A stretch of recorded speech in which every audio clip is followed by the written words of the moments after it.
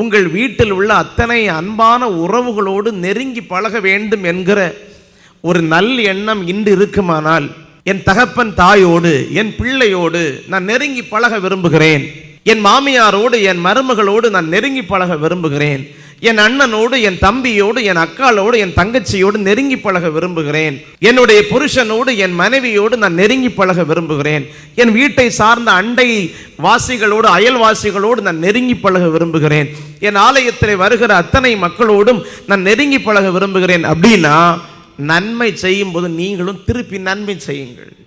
அன்பை கொடுக்கும் போது நீங்களும் அன்பை கொடுங்கள். மாத்தி செஞ்சிடக்கூடாது. 59ஆம் சங்கீதம் 4ஆம் வசனம் படிக்கும் போது 59:4 என்னிடத்தில் அக்கிரமம் இல்லாதிருந்த ஓடி திரிந்து யுத்தத்துக்கு ஆயத்தமாய் இருக்கிறார்கள். அவர் ஓடி திரிந்து யுத்தம் பண்ண ஆயத்தமாகிறார்கள்.